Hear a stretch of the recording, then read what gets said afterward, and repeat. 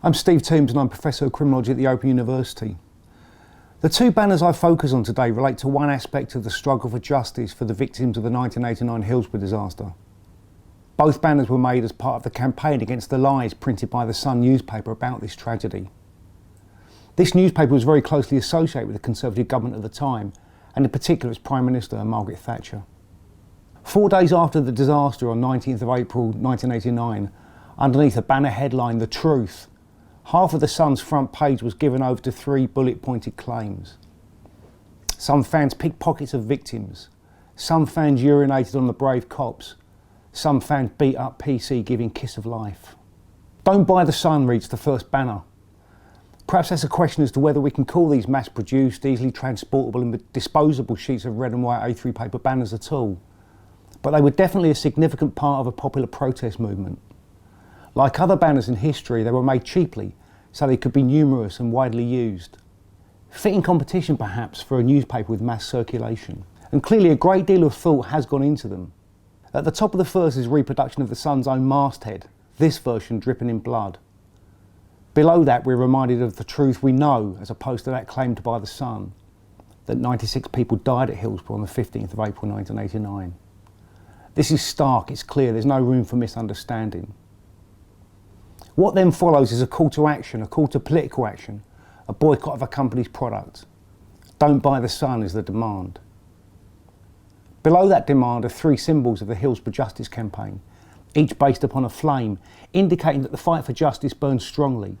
The words "Justice for All" feature, below which the banner reveals its source, the Hillsborough Justice campaign, with a website address, urging people to find out more and to get involved. Notice too the simple, stark colouring. Red and white were not only the colours of the Sun, but also of Liverpool Football Club. It's also worth noting that when this banner was seen at derby games, when Liverpool played the other team in the city, Everton, there were occasionally versions of this banner in blue and white, Everton's colours, as City United. This simple banner is a powerful piece of visual political communication, often carried by a large number of people at once, and seen for many years during the campaign for justice for the 96. The second banner was paraded outside the coroner's court in Warrington on the day that new inquest verdicts of unlawful killing of the Hillsborough victims were announced in April 2016. It was since seen at and around Liverpool football matches. This is a banner of vindication, if not victory. While the message was still across the middle, "Don't buy the Sun," although the Sun had become the scum, at the top of the banner the campaigners' own truth is revealed. "We told you they lied," screams the main lettering. That they had indeed lied now seemed a matter of law, a matter of fact. Alongside the exhortation, "Don't buy the scum," is the badge of the South Yorkshire Police, the police force charged with safety and control at Hillsborough Stadium on the day of the disaster, but which has since been implicated in negligence on the day and attempts to systematically cover up the truth of its own actions as a force.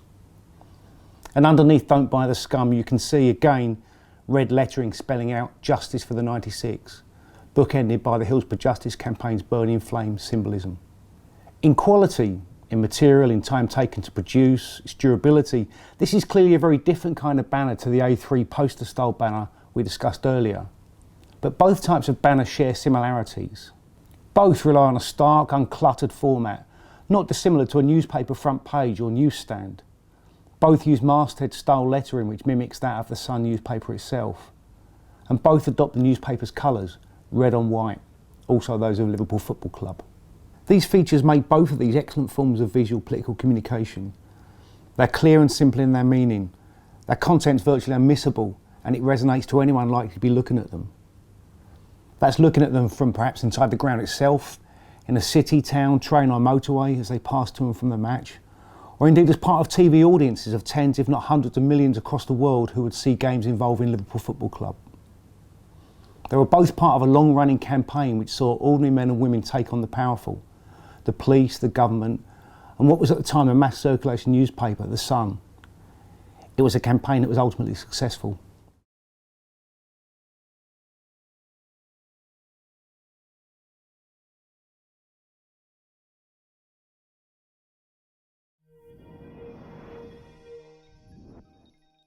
Get more from the Open University. Check out the links on screen now.